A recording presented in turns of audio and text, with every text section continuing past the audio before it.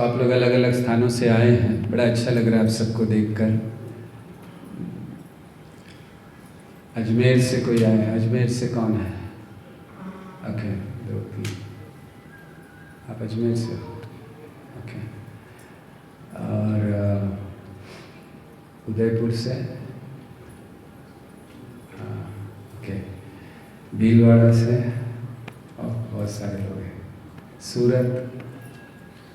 मुझे नोएडा से? और नोएडा से कैसे? ठीक है, कोई स्थान रह गया? और ग्रेटर नोएडा?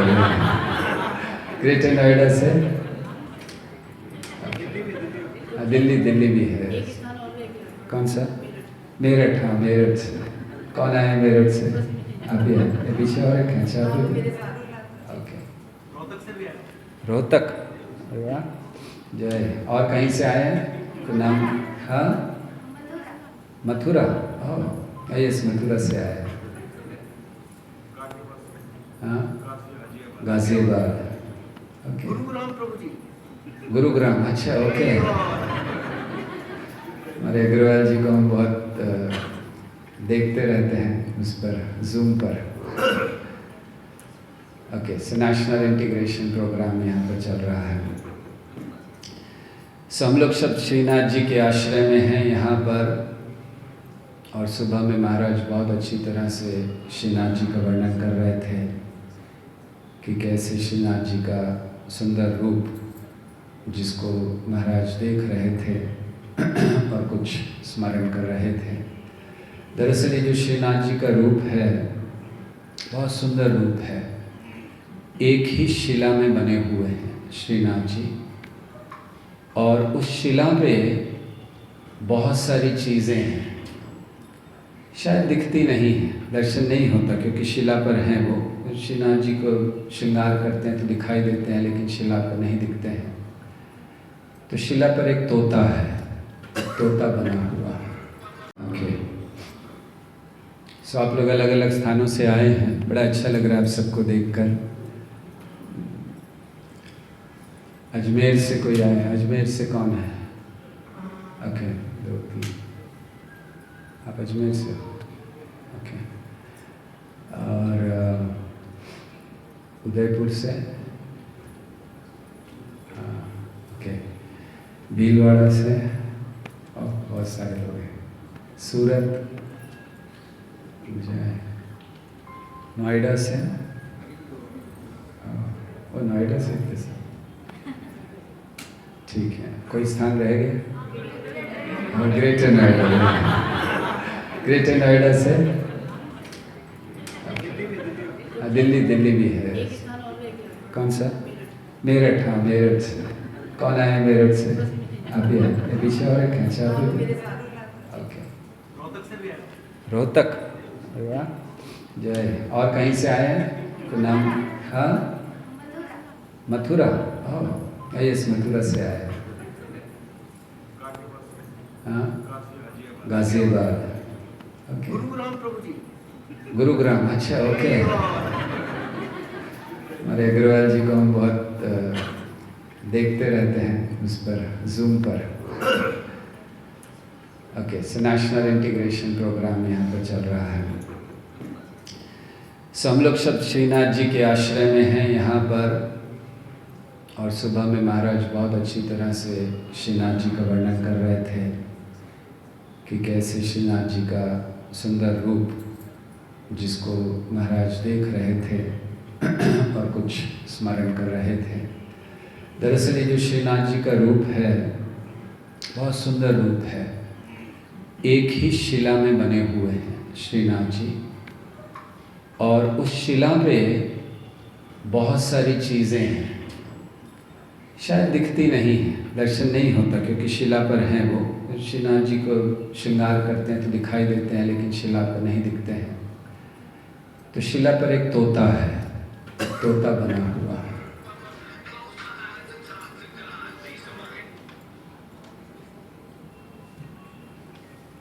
इनको कोई बताइए कि लोग साइलेंट कैसे करते हैं फोन? आता नहीं आता?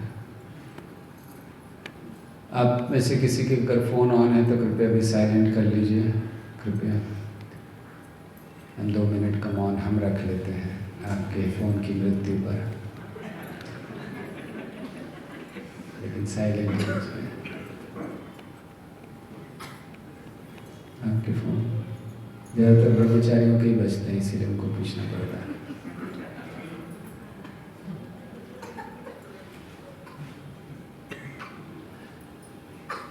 सो शिला पर एक तोता बना हुआ है, 2 साधु भगवान की बाईं ओर हैं और एक दाईं ओर है।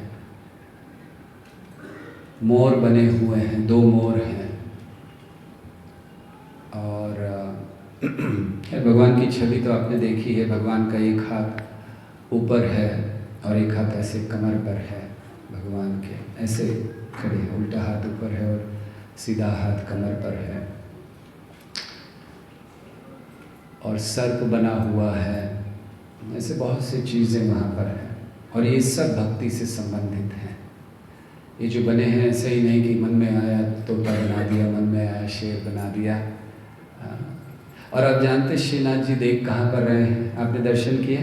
उनकी आंखें कहाँ हैं? ऊपर हैं, सामने हैं, कहाँ हैं? नीचे देख रहे हैं। अजीब है ना? ज़्यादातर भगवान सामने देखते हैं कोई भी विग्रह, जो श्रीनाथ जी ऐसे नीचे देख रहे हैं। सो क्या कारण है श्रीनाथ जी के इस बहुत सुंदर रूप का? तो वर्णन किया गया उनके जो दोनों हाथ हैं, जैसे भगवान एक हाथ उठाए हुए हैं और एक हाथ उन्होंने ऐसे रखा हुआ है। तो ये कहा जाता है कि एक हाथ से वो ऐसे उठाए हुए हैं तो उससे वो जो जितने भी भक्तों के जीवन में कष्ट आ रहे हैं उसको ऐसे दूर कर रहे हैं, या दूसरे शब्दों में कहना चाहिए अपनी तरफ बुला रहे हैं भक्तों को। और दूसरे हाथ में उन्होंने अमृत पकड़ा हुआ है। और फिर भगवान नीचे क्यों देख रहे हैं? ये बड़ा महत्वपूर्ण विषय है यहाँ का कि श्रीनाथ जी ऐसे नीचे देख रहे हैं, क्योंकि जब हम उनके दर्शन करते हैं, भगवान के दर्शन कैसे करने चाहिए? चरणों से। फिर हम लोग उनके अंगों को देखते हुए मुख के दर्शन करते हैं। तो जब हम मुख के दर्शन करते हैं तो भगवान ऐसे नीचे देख रहे हैं। बड़ा अजीब लगेगा ना? आप अगर किसी से मिलो, हेलो हाउ आर यू, और वो व्यक्ति ऐसे नीचे देखे, कैसा लगेगा? लेकिन भगवान इसके द्वारा हमें संदेश दे रहे हैं कि मूर्खों, अगर शरण लेनी है तो मेरे चरणों की शरण लो। कहाँ ऊपर चढ़ रहे हो सर के ऊपर? तो इसलिए नीचे की ओर देख रहे हैं कि दिखा रहे हैं कि शरण कहाँ लेनी है? चरणों की शरण लेनी। तो ऐसे बहुत सारे जो साधु या उनके साथ में हैं, तो वो भक्तों को प्रतिनिधित्व करते हैं कि भगवान कभी अकेले नहीं रहते हैं, भक्तों के संग में रहते हैं। तो इसलिए वो साधु बने हुए हैं। 2 मोर हैं जो ज्ञान और वैराग्य इनके सूचक हैं। शुक्र तोता शुकदेव गोस्वामी है, वो भगवान के सर के पास बने हुए हैं यहाँ पर। मतलब वो सतत कथा सुना रहे हैं। भगवान को भी आनंद आता है कथा सुनने में। तो ऐसे अलग अलग चिन्ह उस शिला पर हैं। और ये जो नाथद्वारा मंदिर है इसका भी इतिहास बहुत, भगवान ने बहुत लीलाएं की हैं यहाँ पर। जैसे हम सुबह सुन रहे थे कि चैतन्य महाप्रभु गए और महाप्रभु के लिए वो नीचे आए, ऐसे ही यहाँ पर जो स्थान है, हमने कृष्ण लीला में सुना है कि कृष्ण की नगरी पर आक्रमण हुआ और कृष्ण भाग गए छोड़कर, रण छोड़ रहा है। तो ऐसे ही ये जो विग्रह हैं जब नाथद्वारा में आए थे, अभी थोड़ी कथा वैसे भी करेंगे कि नाथद्वारा तक कैसे आए। जब माधवेंद्रपुरी को मिले तो फिर ये यहाँ कैसे वल्लभ संप्रदाय में कैसे पूजित हैं। लेकिन जब नाथद्वारा में थे तो नाथद्वारा में आक्रमण होता था, यहाँ पर काफ़ी आक्रमण हो रहा था। तो जो पूजा कर रहे थे बड़े चिंतित थे कि कैसे इनकी रक्षा की जाए। तो आक्रमण होते रहते थे। तो फिर इसीलिए यहाँ से कुछ दूर एक स्थान है घसियार, तो वहाँ पर एक सुंदर मंदिर का निर्माण शुरू हुआ। लेकिन निर्माण पूरा नहीं हुआ था, यहाँ आक्रमण बहुत बढ़ गए और अंत में ठाकुर जी को यहाँ से ले जाना हो था। तो उनको ले जाया गया यहाँ से घसियार सन 1902 ईस्वी में। 1902 में जनवरी का महीने में श्रीनाथ जी को यहाँ से घसियार ले गए, क्यों उस समय वो जंगल का क्षेत्र था, कोई आता नहीं था वहाँ पर, तो वहाँ उनके लिए मंदिर बनाया गया। और जब वहाँ पहुँचे तो मंदिर पूरा नहीं हुआ था, तो जो उस समय महाराणा थे उदयपुर पर जो राज्य करते थे, तो उनको अच्छा नहीं लगा कि मंदिर पूरा नहीं हुआ है, ठाकुर जी को कैसे यहाँ बिठाएं। तो उन्होंने कहा मेरे महल में लेके चलो उदयपुर में, वहाँ रहेंगे। तो फिर ठाकुर जी वहाँ गए और वर्णन है कि जब श्रीनाथ जी ने उदयपुर में प्रवेश, आज भी बहुत सुंदर मंदिर है उदयपुर में श्रीनाथ जी का, घसियार में भी है, यहाँ भी है, तीन। तो जब उदयपुर में गए तो बहुत सुंदर वर्णन है कि कैसे स्वागत हुआ, सारे शहर को सजाया गया, सब उनको देखने के लिए आतुर थे, बस जैसे ब्रह्मांड का कोई हीरो आ गया है, और सब उनको देखने के लिए आतुर हैं, सज धज के आए हैं। वर्णन है स्त्रियां सब सज धज कर आई हैं, लोग अच्छे अच्छे वस्त्र पहन कर आए हैं ठाकुर जी का स्वागत करने के लिए। तो करीब 10 महीने तक उदयपुर में रहे। और फिर से इनको घसियार लाना था, तो उस समय ये 1903 हो गया, 1902 में गए थे, 1903 15 लाख रुपए खर्चा करके मंदिर बना था। अभी के लिए तो बहुत हो गया, वो 1900 की बात है, कब की बात कर रहे हैं। तो 15 लाख रुपए खर्चा करके मंदिर बनाया गया घसियार में। और फिर ठाकुर जी वहाँ आए और 4 वर्ष तक वहाँ रहे, 5 वर्ष करीब वहाँ रहे। तो वहाँ पर भगवान को सूट नहीं किया जगह। कहते वहाँ पर्वत का पानी आ रहा था, वो भगवान को सूट नहीं कर रहा था, और इसीलिए जितने भी सेवा करने वाले थे उन सबको तकलीफ़ें होनी शुरू हो गई। इनफैक्ट जो प्रमुख सेवक थे, ये वल्लभ संप्रदाय के जो आचार्य, उनके 3 पुत्रों की मृत्यु हो गई 3 साल के अंदर, 3-4 साल के अंदर, और बहुत तकलीफ़ें होने लगी। तो फिर सबको समझ में आया कि इच्छा नहीं है ठाकुर जी की घसियार रहने की। तो फिर 5 वर्ष वहाँ रहने के बाद 6 वर्ष टोटल, 1 वर्ष करीब 10 महीना वहाँ रहे उदयपुर, और फिर घसियार में, और फिर उन्हें यहाँ पर लाया गया। और फिर जो मंदिर है वहाँ उनको रखा गया। तो ऐसे वो रहे हैं यहाँ पर। और इनकी विशेषता क्या है, ये जो नाथ द्वारा है, ये जो विग्रह हैं श्रीनाथ जी, तो ये चैतन्य महाप्रभु से भी जुड़े हैं। चैतन्य महाप्रभु ने दर्शन किए, रूप गोस्वामी, सनातन गोस्वामी ने इनके दर्शन किए, और इतना ही नहीं, श्रील प्रभुपाद का भी संबंध है इन विग्रह से। तो थोड़ा सा वर्णन उसका करेंगे, कैसे चैतन्य महाप्रभु वृंदावन आना चाहते थे। कृष्ण हैं चैतन्य महाप्रभु, संन्यास लिया, और संन्यास लेकर करीब 3-4 महीने बाद ही दक्षिण भारत की यात्रा पर चले गए। 2 वर्ष तक दक्षिण भारत की यात्रा की उन्होंने। फिर जब वापस आए तो उनकी इच्छा थी वृंदावन आना, लेकिन जो भक्त थे वो चाहते नहीं थे, क्योंकि महाप्रभु 2 वर्ष तक भ्रमण कर रहे थे, फिर से वापस आए और फिर वृंदावन जाना चाहते हैं। तो उन्होंने बहुत सारे धोखे दिए चैतन्य महाप्रभु को। वो कहते थे, जब चैतन्य महाप्रभु कहते हैं मुझे जाना है, थोड़ा सा और रुक जाइए, बस अभी ये महीना ख़त्म हो जाएगा, अभी बारिश हो रही है, अभी ये हो रहा है, और ऐसे करते करते 2 साल निकल गए, महाप्रभु को जाने ही नहीं दिया। कोई कह सकता है कि अच्छा नहीं है, भगवान को धोखा नहीं देना चाहिए ना, हम लोग भगवान को धोखा देते हैं, कैसे अच्छी बात नहीं है। दरअसल ये धोखा नहीं है, प्रेम है। भक्तों का प्रेम इतना था चैतन्य महाप्रभु के प्रति कि वो उनसे विरह सहन ही नहीं कर सकते थे। जब चैतन्य महाप्रभु ने केवल घोषणा की थी कि मैं संन्यास लूँगा, तो लोगों के हृदय टूट गए थे कि कैसे हम रहेंगे बिना महाप्रभु के। कैसे हम वो जो सुंदर रूप है, घुंघराले बाल और इतने बहुत सुंदर, कैसे उस रूप को नहीं देख पाएंगे।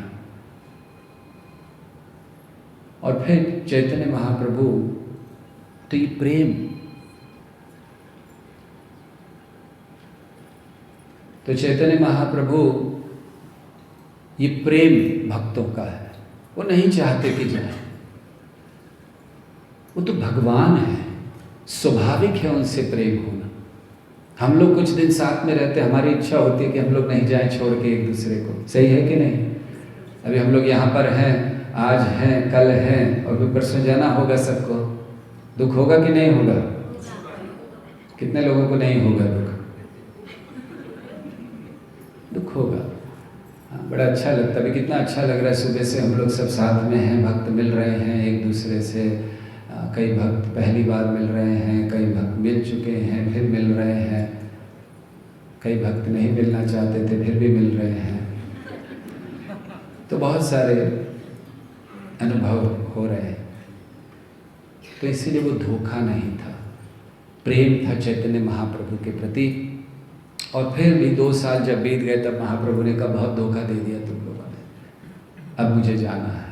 तो उन्होंने कहा ठीक है, अब आपको कोई नहीं रोकेंगे, अब आप जाइए। तो चैतन्य महाप्रभु वृंदावन के लिए निकलते हैं और उससे उन्होंने कहा सबने कि अब चतुर्मास शुरू हो गया, बस चतुर्मास खत्म कीजिए और जाइए, हम नहीं रोकेंगे। महाप्रभु ने ठीक है, आखिरी धोखा भी स्वीकार करता हूँ।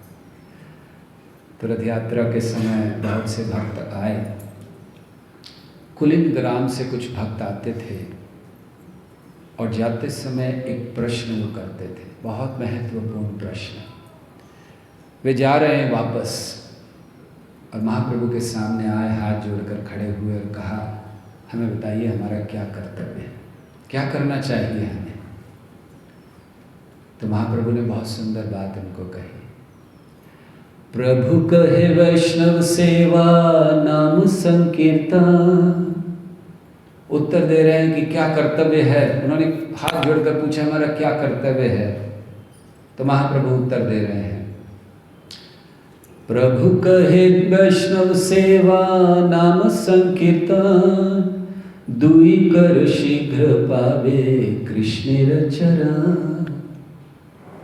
महाप्रभु ने कहा 2 चीजें करो, कृष्ण के चरण बहुत जल्दी मिल जाएंगे, ये तुम्हारा कर्तव्य है। और क्या कर्तव्य, क्या 2 चीजें हैं? वैष्णव सेवा नाम संकीर्तन, दुई कर शीघ्र पावे कृष्णेर चरण। भगवान कृष्ण के चरण अगर हमें प्राप्त करने हैं तो ये 2 चीजें करनी है। और वैष्णव कौन है? जब उन्होंने पूछा कि ठीक है आप कह रहे हैं वैष्णव सेवा करनी चाहिए, तो वैष्णव कौन है? तो उन्होंने कहा कृष्ण नाम निरंतर जाहर बदने। कृष्ण नाम निरंतर जाहर बदने, जिसके मुख से निरंतर कृष्ण नाम निकले, शेई वैष्णव श्रेष्ठ भजता हर चरणे। तो वही श्रेष्ठ वैष्णव है, उसके चरणों की पूजा करो। तो ये बहुत सुंदर बात महाप्रभु ने कही कि कृष्ण नाम निरंतर जाहर बदने। निरंतर, ये अंतर जो शब्द है ये बहुत महत्वपूर्ण है। अंतर शब्द का एक अर्थ होता है थोड़ा सा गैप, एक में दूसरे में गैप होना, अंतर।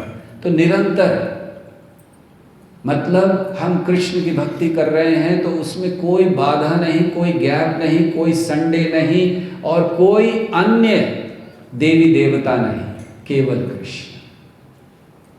निरंतर। अंतर शब्द का अर्थ शरीर भी होता है, तो वहां निरंतर मतलब बिना शरीर के। दूसरे शब्दों में शरीर की जो आवश्यकताएं हैं उन पर ज़्यादा ध्यान ना देते हुए भगवान की भक्ति करना, कृष्ण नाम लेना। निरंतर शब्द लोभ का भी सूचक है, तो इसीलिए निरंतर मतलब बिना किसी लोभ के, बिना किसी लालच के, कुछ पाने के लिए भक्ति ना करें। मुझे ये मिल जाए, मुझे वो मिल जाए। हमारी भक्ति वही है, हमारा धर्म वही है हम सोचते हैं हमने बहुत बड़ा धर्म पालन कर लिया, कृष्ण के सामने गए, कोई भी भगवान के सामने गए और कहा कि बस हमारी प्रभु ये इच्छा पूरी कर दीजिए, 4 नारियल चढ़ाएंगे या जो भी चढ़ाएंगे। भगवान से व्यापार मत कीजिए, प्रेम कीजिए भगवान से। तो महाप्रभु ने कहा कि ये वैष्णव हैं और इनका पूजन करना चाहिए। और फिर नित्यानंद प्रभु को एक बहुत महत्वपूर्ण बात उन्होंने कही। एक दिन महाप्रभु ने नित्यानंद प्रभु को बुलाया और कहा कि मेरी इच्छा है कि तुम वापस बंगाल जाओ। और क्यों जाओ? एक बड़ी महत्वपूर्ण बात, बड़े आश्चर्य में डालने वाली बात महाप्रभु कहते हैं क्योंकि तुम वो कर सकते हो जो मैं नहीं कर सकता। कृष्णदास कविराज गोस्वामी इसको चैतन्य चरितामृत में लिखते हैं कि महाप्रभु कहते हैं तुम वो कर सकते हो जो मैं नहीं कर सकता। क्या कर सकते हैं ऐसा नित्यानंद प्रभु जो महाप्रभु नहीं कर सकते? महाप्रभु ने प्रचार किया, लेकिन अधिकतर महाप्रभु का प्रचार किसको था? जो उच्च कुलीन लोग थे वे महाप्रभु के अनुयायी बने। लेकिन जगाई मधाई का उद्धार किसने किया? तो इसीलिए उन्होंने कहा तुम वो कर सकते हो, मैं नहीं कर सकता। श्रील प्रभुपाद लिखते हैं कि भगवान की कृपा से नित्यानंद प्रभु ने वैसे वो काम किए जो चैतन्य महाप्रभु नहीं कर सके। जैसे शराबियों को प्रचार करना महाप्रभु ने कभी नहीं किया, शराब खाने में जाकर शराबियों को प्रचार, वो नित्यानंद प्रभु करें। और प्रभुपाद उसके बाद लिखते हैं कि अगर कोई व्यक्ति गौर निताई की अच्छी तरह से सेवा करता है, उनके पूजन में लगा है, उनके सेवन में लगा है, तो वो नित्यानंद प्रभु से भी अधिक कार्य कर सकता है। और इसका उदाहरण है श्रील प्रभुपाद। नित्यानंद प्रभु ने एक स्थान पर कुछ, प्रभुपाद ने सारी दुनिया में की। तो कहते कि अगर कोई करे तो उनकी कृपा से, ये नहीं कहा प्रभुपाद ने कि उसका बल बढ़ जाता, उनकी कृपा से वो कर सकता है जो नित्यानंद प्रभु से भी आगे निकल सकता। तो ये अहंकार की बात हो गई ना। कैसा लगता है कहना कि हम नित्यानंद प्रभु से भी आगे निकल रहे हैं? तो अच्छा नहीं है। इसलिए प्रभुपाद समझाते हैं तुरंत उसी तात्पर्य में कि भगवान चाहते हैं अपने भक्तों को श्रेय देना। कृष्ण चाहते तो युद्ध में सबको मार सकते थे। महाभारत के युद्ध में सबको मारना कौन सी बड़ी बात थी कृष्ण के लिए? इनफैक्ट वो मार चुके थे। पहले ही अध्याय में भगवत गीता के वर्णन है कि कृष्ण आए, जब अर्जुन ने कहा कि मेरा रथ लेकर चलिए, बीच में कृष्ण आए और उन्होंने सब पर दृष्टिपात किया। आचार्यगण समझाते भगवान ने वहीं उनकी आयु क्षीण कर दी, खत्म। तो भगवान के लिए कोई बड़ी बात थी करोड़ों लोगों को मारना? लेकिन वो चाहते थे अर्जुन को श्रेय मिले। श्रेय अर्जुन को दिया। हनुमान जी को लंका पार करनी है तो श्री राम की कृपा से एक ही छलांग में, रा इधर बोला और माँ उधर बोला, एक छलांग में पहुंच गए, समुद्र पार कर लिया। और रामचंद्र जी को आकर वो ढूंढ रहे कैसे करें, क्या करें, पार कैसे जाना है। समुद्र से कह रहे हैं थोड़ा रास्ता दो। 3 दिन तक लेटे हुए हैं, तपस्या, कुछ खाया नहीं, कुछ पिया नहीं, अपने हाथ को तकिया बनाकर समुद्र को जो देखते हुए लेटे हुए हैं कि रास्ता दो। बताइए, हनुमान जी कूद गए एक छलांग में, और रामचंद्र जी विचार कर रहे हैं कैसे होगा, क्या होगा, क्योंकि वो श्रेय देना चाहते हैं। तो ऐसा नहीं कि जब रामचंद्र जी की कृपा से हनुमान जी कूद सकते हैं तो रामचंद्र जी को तो कूदने की भी जरूरत नहीं है। वो तो केवल एक पैर यहाँ दूसरा वहाँ हो गया, पहुँच जाते हैं।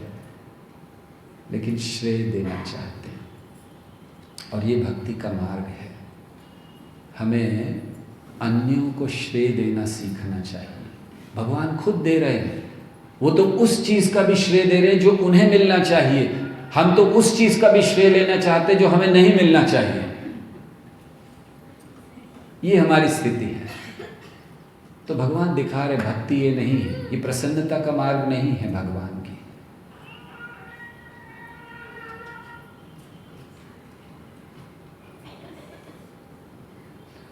सो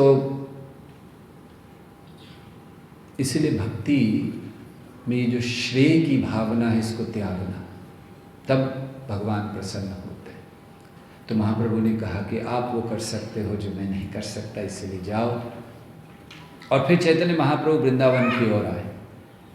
सो वृंदावन में महाप्रभु ने जब वृंदावन में प्रवेश किया है, और उस समय वैसे तो जब महाप्रभु चले झारखंड के जंगलों से होते हुए आए, हम सब जानते हैं महाप्रभु ने वहाँ शेरों को, चीतों को, बहुत बलभद्र भट्टाचार्य उनके साथ चल रहे थे, उन्होंने देखा, आश्चर्य हो गए। कभी कभी महाप्रभु के पीछे पूरा शेरों का झुंड चलता था कीर्तन करते हुए।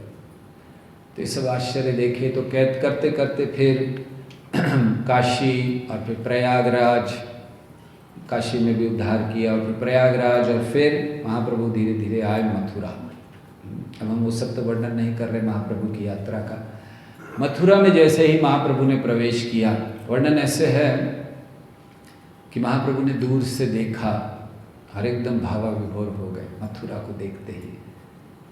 तो काफ़ी समय तक रहे, भ्रमण किया उन्होंने मथुरा में, केशव जी के दर्शन किए, फिर आगे वृंदावन गए। वृंदावन के 12 वनों में घूमे महाप्रभु, गोवर्धन परिक्रमा की। तो जब गोवर्धन के पास आए तो उस समय पहले महाप्रभु राधा कुंड आए, राधा कुंड को उन्होंने प्रकट कराया। फिर आगे आए सुमन सरोवर या कुसुम सरोवर, और फिर हरिदेव जी के दर्शन किए उन्होंने, गोवर्धन परिक्रमा की। तो जब हरिदेव जी के दर्शन किए, हरिदेव जी बहुत महत्वपूर्ण विग्रह हैं, तो हरिदेव जी के दर्शन करके उस रात्रि को महाप्रभु उनके ही मंदिर में सो गए, वहीं हरिदेव जी के मंदिर में। और फिर वहाँ रात्रि को सोते समय उनको स्मरण आया, महाप्रभु सोचने लगे कि मैं गोवर्धन पर पाँव नहीं रखना चाहता, मैं चढ़ना नहीं चाहता गोवर्धन पर, लेकिन फिर मैं गोपाल जी के दर्शन कैसे करूँगा, श्रीनाथ जी के दर्शन कैसे करूँगा। उस समय गोपाल जी कहे जाते थे, श्रीनाथ जी नाम बाद में आया। तो गोपाल जी के दर्शन कैसे करूँगा, ये उनकी इच्छा हुई। बस उनकी इच्छा हुई और कृष्ण ने व्यवस्था की। तो ऐसी व्यवस्था हुई कि श्रीनाथ जी या गोपाल जी जो यहाँ हैं, वो उस समय गोवर्धन पर थे ऊपर, और महाप्रभु ने कहा मैं चढ़ूँगा नहीं। तो उसी रात्रि को जब महाप्रभु की ऐसी इच्छा हुई, तो फिर वो उस स्थान से नीचे आ गए। तो 2 स्थानों में वो रहे, एक जहाँ अनियोर है या अन्नकूट ग्राम उसको कहते हैं, और फिर वहाँ से गंधौली ग्राम वो चले गए श्रीनाथ जी। और फिर वहाँ महाप्रभु ने दर्शन किए। 3 दिन तक महाप्रभु वहीं रहे, सेवा की, साथ में रहे। यही वो विग्रह हैं जिनके हम लोग दर्शन कर रहे हैं, क्योंकि चैतन्य महाप्रभु ने उनकी सेवा की 3 दिन तक। और फिर जो विग्रह थे फिर वापस से ऊपर चले गए अपने स्थान पर। और ऐसे ही श्रीनाथ जी ने दर्शन दिए थे रूप गोस्वामी और सनातन गोस्वामी को। 1 महीने तक मथुरा में आकर रहे थे श्रीनाथ जी, केवल इसलिए क्योंकि उस समय सनातन गोस्वामी वृद्ध हो चुके थे और जो जाना नहीं, वो चढ़ भी नहीं पाते, तो उनको दर्शन देने के लिए आए थे। तो जब महाप्रभु आए वृंदावन में, बहुत सारे सुंदर सुंदर वर्णन हैं महाप्रभु की लीलाओं के, कि कैसे महाप्रभु ने वृंदावन को देखा। ऐसे कहते हैं कि जब वो जगन्नाथपुरी में रहते थे तो प्रेम से भरे हुए थे, कृष्ण प्रेम से, और जब उन्होंने वृंदावन की ओर चलना शुरू किया तो वो प्रेम 100 गुना ज़्यादा बढ़ गया। फिर जब वो वृंदावन में आए, जब उन्होंने दर्शन किए सब स्थानों के, वृंदावन पहुंच गए, तो वो 1000 गुना बढ़ गया। और जब वो 12 वनों में घूम रहे थे तो कई हजार गुना बढ़ गए। कि प्रेम महाप्रभु का वृंदावन के प्रति। तो ऐसे उन्होंने दर्शन किए। तो ये विग्रह वहीं पर थे, माधवेंद्रपुरी के द्वारा ये पूजित विग्रह हैं, प्राप्त भी हुए थे उन्हें। आज सुबह हम लोग सुन रहे थे महाराज से। और फिर ऐसा हुआ कि जब श्रीपद माधवेंद्रपुरी नहीं रहे, तब फिर ये जो सेवा थी ये वल्लभ संप्रदाय के लोगों को दी गई। तो ये लोग फिर तब से वहाँ करते थे पूजा। और फिर जब विशेष करके औरंगज़ेब का समय आया, बड़ा क्रूर शासक था, तो उसने सब मंदिरों को तोड़ना इत्यादि शुरू किया। तो वो समय था जब वहाँ से लाए गए, श्रीनाथ जी को लाया गया, गोपाल जी को बचाने के लिए। वर्णन ऐसा है कि इन विग्रहों को छुपाया जाता था, कभी पेड़ों के पीछे छुपा कई दिनों तक रहते थे, कभी किसी गांव में, कभी किसी गांव में। बड़ी विचित्र बात है, भगवान जिनकी रक्षा, भगवान सबकी रक्षा करने वाले हैं, उनकी रक्षा के लिए वो छुप छुप कर भाग रहे हैं। कितने आश्चर्य की बात है ना। भगवान को किससे डर है? मुसलमानों के सैनिकों से, राजा के सैनिकों से, अपनी मृत्यु से। किसके डर से भाग रहे थे भगवान? तो बड़ा आश्चर्य में डाल, भगवान की लीलाएं ऐसी हैं, विशेष करके कृष्ण की। सो चैतन्य महाप्रभु बहुत स्थानों में घूमे वृंदावन के, तो हम चर्चा कर रहे थे कि भगवान क्यों डरते हैं, भगवान को क्यों डरना चाहिए, और अगर भगवान डरते हैं तो फिर हम लोगों का क्या कहना, हम लोगों को तो फिर कुएं में कूद जाना चाहिए, इतना डरना चाहिए। तो भगवान क्यों डरते हैं? पहला कारण ये जो लीला की छुप रहे हैं इधर उधर, तो पहला कारण था कि वो भक्तों की चिंता को बढ़ाकर उनके हृदय में अपने प्रति प्रेम को तीव्र करते हैं। क्योंकि जब हम किसी व्यक्ति के विषय में, किसी चीज़ के विषय में बहुत चिंता करते हैं तो उसका स्मरण बड़ा तीव्र हो जाता है। जैसे मान लीजिए आपको किसी एस्ट्रोलॉजर ने बताया, किसी ज्योतिषी ने बताया कि आपकी उम्र अभी 52 वर्ष है, 54 वर्ष की उम्र में आप मर जाओगे। तो आपका स्मरण तीव्र होगा कि नहीं? आपके 54 वर्ष के बर्थडे का मनाएंगे, हो जाएगा ना? आपका हमेशा चिंतन रहेगा, 1 साल रह गया, 6 महीने रह गए, 3 महीने रह गए, 2 महीने रह गए। कितना तीव्र होगा वो इंटेंस होगा एकदम वो मोमेंट। इतना तो शायद कभी नहीं होता होगा। भगवान के नाम पर इतना हो जाए तो एक दिन में मुक्ति हो जाए। तो ये भगवान चाहते हैं कि भक्त चिंता में रहे, मुझे रक्षा करनी है, कहीं औरंगजेब इसको मार ना दे, कहीं तोड़ ना दे, कहीं कुछ ना कर दे, तो वो रक्षा करे। तो उस चिंता में उनकी जो तीव्रता बढ़ जाती, भगवान उसको बढ़ाना चाहते हैं। पहला कारण है, और सही होता है। हम लोग जब चिंता में होते हैं किसी चीज़ की, विशेष करके भगवान की, जैसे यशोदा मैया, उन्होंने जब देखा कि भगवान कालिया के फनों पर नाच रहे हैं, जब यशोदा मैया आई तो उन्होंने तो बस इतना देखा कि कालिया के फनों पर हैं। उस समय वो फंसे हुए थे कालिया के फनों, बस उतना देखकर वो बेहोश हो गए। हम लोगों को कोई कुछ भी कह दे, हम लोग कभी बेहोश ही नहीं होते हैं। आप लोग कभी बेहोश हुए सुनकर कि आज कृष्ण ने भोजन नहीं किया, आज पुजारी की वजह से आधा घंटा लेट भोग लगा भगवान को? वो बेहोश होते हैं हम लोग सुन के? पुजारी भी बेहोश नहीं होते हैं? कोई फर्क नहीं। लेकिन यशोदा मैया ने सुना, देखा मेरा कृष्ण बेहोश हो गया। वो तीव्रता है, वो इंटेंसिटी है, वो एंजाइटी है। देखिए ये भक्ति है।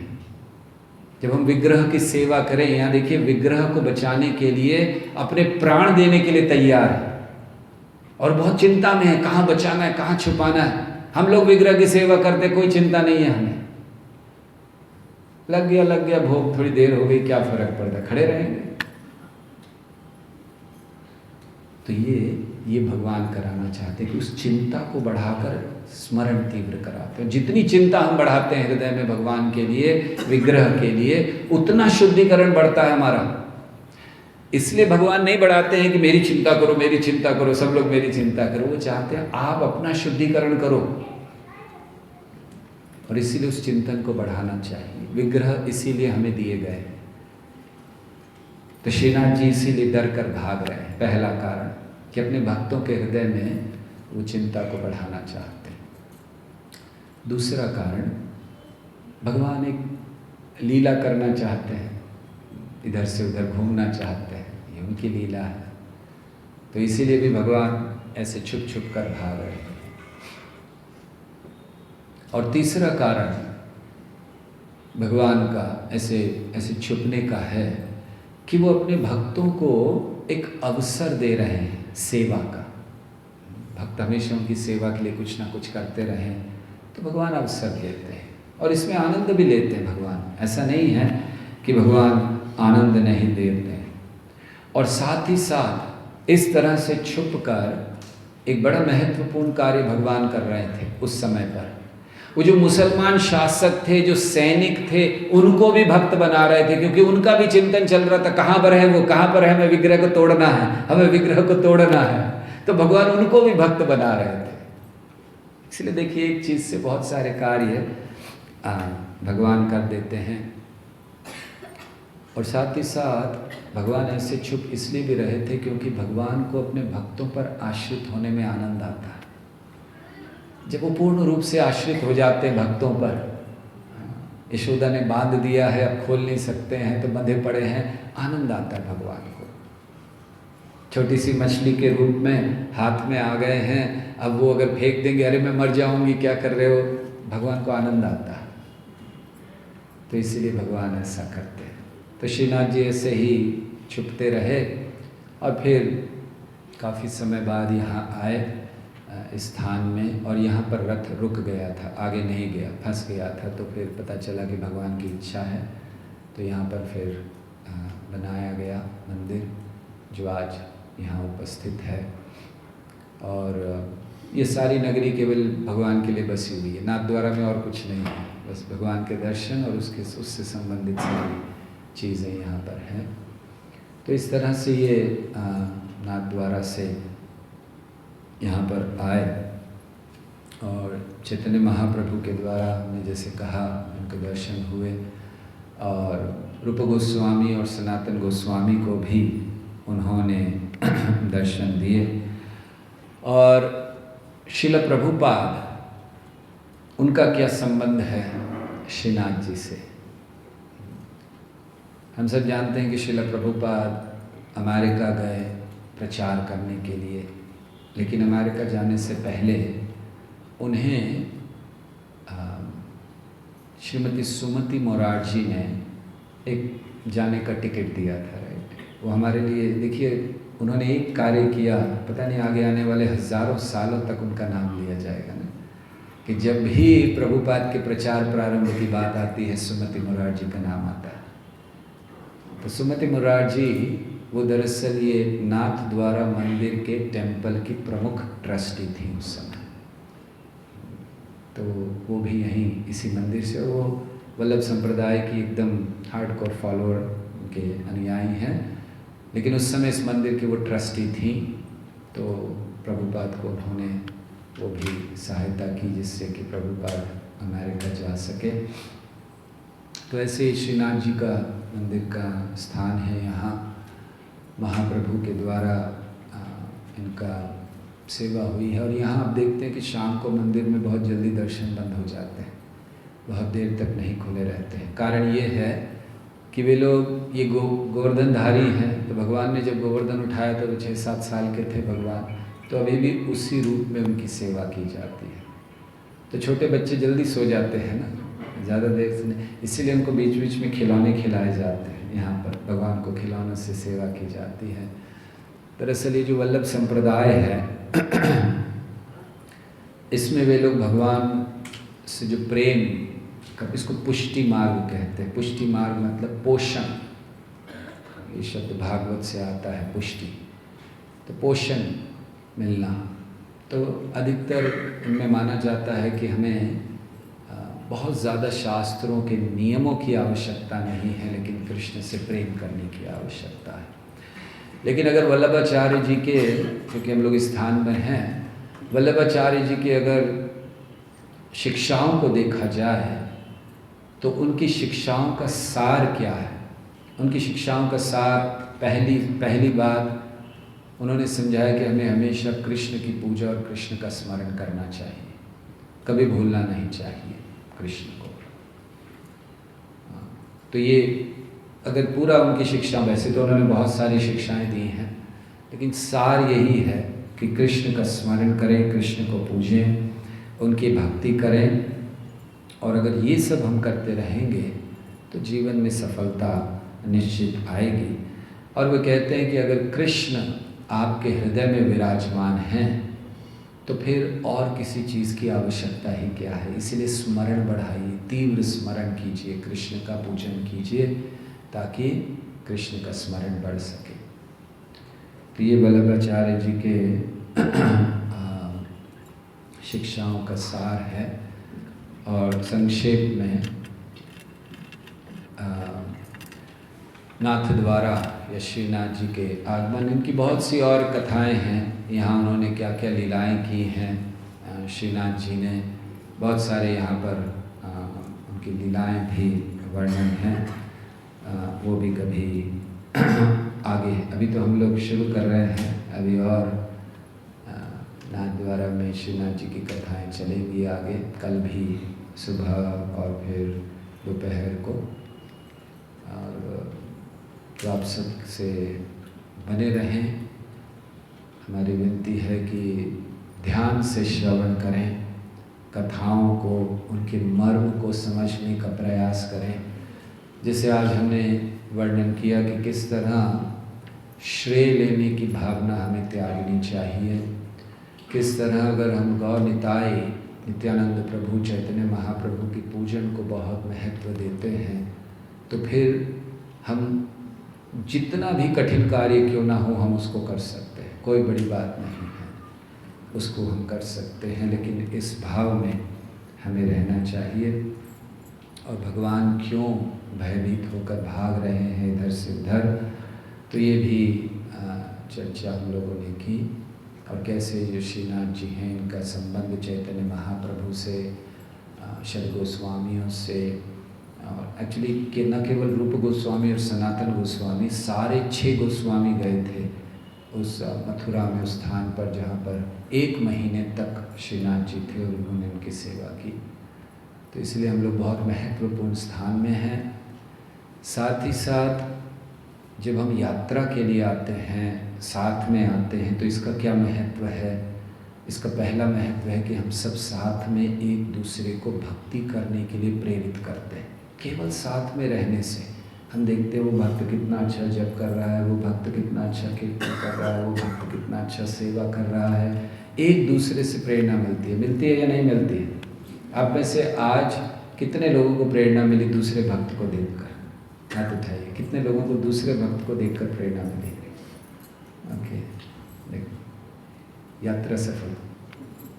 तो यात्रा आने का पहला उद्देश्य ये है कि हमें मिलता, हम देखते हैं कि देखो कितने अच्छे, कितने हृदय से सेवा कर रहे हैं, कितने अच्छे जप कर रहे हैं, कितने नम्र हैं। और फिर कुछ लोगों को देखकर कुछ गलत बातें भी सीखने को मिलती हैं, वो अलग बात है। तो दोनों चीज़ें। तो पहला उद्देश्य हमें एक दूसरे से सीखने मिलता है। दूसरा, पूर्ण रूप से कृष्ण में हम मन लगा सकते हैं। कोई चिंता नहीं, घर जाना है, ऑफिस जाना है, कल ये करना है, वो करना है, कुकिंग करनी है, कोई चिंता नहीं। बस केवल एक ही चिंता, लेक्चर हो रहा है, कीर्तन हो रहा है, वहाँ जाना है, दर्शन के लिए जाना है, एंग्जाइटी, चिंता। और तीसरी चीज़ थोड़ी सी तपस्या। जब हम लोग आते हैं धाम में तो स्वाभाविक है थोड़ी बहुत तपस्या हो जाती है। सोने नहीं मिलता है, सो जाएं तो तुरंत उठा दिया जाता है, चलो टाइम हो गया है, जाना है। सुबह सुबह उठना पड़ता है। जैसे कल सुबह हम लोग यहाँ 5 बजे मंगल आरती करेंगे, तो आशा है कि आप सब यहाँ पर उपस्थित रहेंगे या नहीं रहेंगे? कल देखेंगे ये हरि बोल 5 बजे। अभी हम लोग 1-2 दिन के लिए ही आए हैं, तो क्या सोना है रात को। आइए सुबह मंगल आरती करें, जपा करें साथ में। तो कल कुछ सुबह होगा तो थोड़ी तपस्या करनी चाहिए और कृपा की याचना करनी चाहिए। जब हम धाम में आए तो हमें कृपा की याचना करनी चाहिए। कृतज्ञता और याचना ये दोनों साथ में चलना चाहिए। कृतज्ञता कि आपने हमें प्रवेश दिया, और याचना कि आप हमें सेवा में लगाए रखें। तो ये 2 कार्य हमें करने चाहिए। तो अब जब दर्शन करें श्रीनाथ जी के, तो इस भाव में करिएगा कि चैतन्य महाप्रभु ने इनकी सेवा की है, इनके सामने कीर्तन किया था चैतन्य महाप्रभु ने। जब चैतन्य महाप्रभु गए वृंदावन में उन्होंने बहुत कीर्तन किया, मथुरा में भी कीर्तन किया था, और विशेष करके जब श्रीनाथ जी को देखा तो बहुत ऐसा वर्णन है कि महाप्रभु ने पूरा दिन कीर्तन किया था इनके सामने। तो अब जब हम लोग दर्शन करें तो हमें वो स्मरण आना चाहिए कि ये वही विग्रह हैं, ये वही विग्रह हैं जिनकी 1 महीने तक हमारे षड गोस्वामियों ने सेवा की। तो ये हमें प्रयास करना चाहिए कि इस भाव में हम दर्शन करें और थोड़ी बहुत तपस्या के लिए तैयार रहें, क्योंकि श्रील प्रभुपाद खुद भक्तों को लेके जाते थे परिक्रमा पर, वृंदावन यात्रा पर। जब प्रारंभ था इस्कॉन का, पाश्चात्य जगत से आते थे उनके शिष्य, तो प्रभुपाद खुद हर एक को ले जाके दिखाते, ये जगह है, ये जगह है। क्यों ले जाते थे, क्यों धाम यात्रा कराते थे प्रभुपाद? क्योंकि वो जानते थे कि धाम की जो शक्ति है, धाम का जो प्रभाव है, वो हमारी चेतना पर बहुत अच्छा होता है। प्रभुपाद ने हमारी भक्ति में आगे बढ़ने के लिए बहुत से कार्य किए, धाम में लाना, यात्राओं में लाना, उत्सवों को दिया, बड़े बड़े उत्सव मनाना, बहुत बड़े बड़े मंदिरों का निर्माण करवाया प्रभुपाद ने, जैसे कि षड गोस्वामियों ने भी करवाया था। उन्हीं की परंपरा में प्रभुपाद ने कराया, आज उनके अनुयायी भी उस परंपरा को जारी रख रहे हैं। हम लोग भी एक छोटा सा प्रयास कर रहे हैं ग्रेटर नोएडा में कि भगवान श्री श्री गौर नटराज की प्रसन्नता के लिए एक हमारा प्रयास छोटा है लेकिन मंदिर भव्य होगा। तो हम लोग एक भव्य मंदिर का निर्माण करने का प्रयास कर रहे हैं ग्रेटर नोएडा में, जिसके लिए हम लोग सरकार को कुछ राशि भी दे चुके हैं, जिससे हमें भूमि प्राप्त हो, और आशा है बहुत जल्दी वो हो जाएगा। और आप सबके आशीर्वाद से हम उस भव्य मंदिर का निर्माण बहुत जल्दी कर सकेंगे। और आशा है कि जब मंदिर की ओपनिंग होगी तो आप सब लोग आएंगे। तो आप सबको अभी से आमंत्रण दे रहे हैं, तैयारी शुरू कीजिए कि मंदिर निर्माण हो, मंदिर बने, तो आप लोग आइए वहाँ पर। और फिर जब मंदिर बन जाएगा तब तो हर महीने आइए, यात्रा करेंगे वहाँ पर, सारी सुविधा होगी आप सबके लिए। बहुत सुंदर मंदिर का निर्माण हो रहा है और ये जगह भी बहुत अच्छी है। जहाँ पर मंदिर बन रहा है वहाँ से वृंदावन केवल 1 घंटे की दूरी है। तो बस जब इच्छा हुई मंदिर से बाहर निकले, गाड़ी ली, वृंदावन पहुँच गए, तो बहुत पास में है। और भारत नहीं, एशिया का सबसे बड़ा एयरपोर्ट बन रहा है, वो इस मंदिर से केवल 10 किलोमीटर की दूरी पर है, 8-10 किलोमीटर, 10 मिनट में पहुंच जाएंगे आप। और ये एशिया का सबसे बड़ा एयरपोर्ट है, तो वो बन रहा है, फिल्म सिटी बन रही है इसके पास। खैर वो तो हम बोलने की ज़रूरत नहीं है, हम उसका क्या वर्णन करें कि फिल्म सिटी बन रही है और आप लोग वहाँ जा सकते हैं। पर कहने का तात्पर्य कि जगह बहुत अच्छी है, लोकेशन अच्छा है। यमुना एक्सप्रेस वे पे जो भी जाएंगे गाड़ियाँ वो देख सकेंगे मंदिर को जब मंदिर बन जाएगा। और अभी हमने केवल लैंड के लिए अप्लाई किया है, और कल परसों रसराज गौर प्रभु ने हमें एक फ़ोटो भेजी थी कि गूगल पर अगर आप चेक करेंगे वो जो रोड है जहाँ हम मंदिर के लिए जो हमने अप्लाई किया कि हमें ये भूमि चाहिए, अभी तक हमें मिली नहीं है, लेकिन सरकार से हमने कहा है क्योंकि वहाँ सारी सरकार की भूमि है। तो वो जो रोड है वो गूगल मैप में हरे कृष्ण रोड के नाम से दिखाई दे रहा है अभी से। हरे कृष्ण रोड, और कॉर्नर में एक Lord Shri Krishna temple already दिख रहा है। अभी बना नहीं है कुछ वहाँ पर, लेकिन आप गूगल में देखिए उसको, आपको ऑलरेडी दिखाई दे रहा है। तो हमने कहा तो कृष्ण ने, जैसे भगवान ने कहा ना, मय्ये वेते निहिता पूर्वमेव निमित्त मात्रम भव सद्य साचिन, तो भगवान उसके द्वारा दिखा रहे हैं कि मैं तो मंदिर पहले ही बना चुका हूँ, तुम लोग बस क्रेडिट लेने के लिए आगे आ जाओ, फोटो खिंचा सके। तो इसलिए वहाँ उस स्थान पर हम लोग निर्माण करेंगे इस मंदिर का, और इच्छा है कि बहुत जल्दी इसका निर्माण हो। बहुत कभी कभी हमारे इस्कॉन के प्रोजेक्ट्स को बहुत समय लग जाता है, लेकिन इच्छा है। आप सब आइए, जब मंदिर बने इनवाइट करेंगे आपको। अभी तो वैसे हम लोग जब भूमि पूजन करेंगे तब भी इनवाइट करेंगे, आप तब भी आ सकते हैं, और जब मंदिर होगा तब। तो इस तरह श्रील प्रभुपाद ने मंदिरों का निर्माण किया, उत्सवों को दिया, यात्राओं को दिया।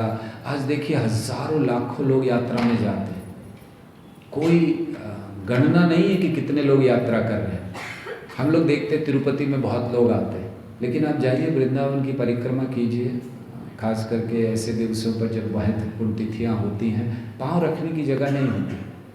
21 किलोमीटर के एरिया में लाखों लोग चल रहे होते हैं। सो बहुत से लोग आ रहे हैं। श्रील प्रभुपाद की कृपा से पाश्चात्य जगत के बहुत से लोग आते हैं जिन्होंने कभी वृंदावन का नाम नहीं सुना। तो हम लोगों का भाग्य है कि हम तो भारत में हैं। थोड़ी बहुत गर्मी, अब तो गर्मी भी खत्म हो गई, गर्मी लगती है ठीक है, लेकिन आना चाहिए, यात्राओं में भाग लेना चाहिए। और हमें बड़ा अच्छा लगा आप सब यहाँ आए, आप सबको देखकर बड़ी प्रसन्नता हो रही है और आशा करते हैं कि अब आगे भी 2 दिन तक आप सबके साथ रहेंगे।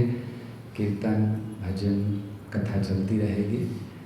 और जैसे महाप्रभु ने कहा, 2 चीज़ें कही कृष्ण का चरण पाने के लिए, क्या हैं 2 चीज़ें?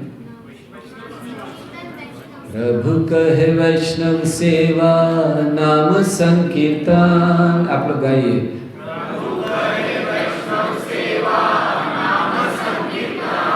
दुई कर शीघ्र पावे कृष्ण चरण।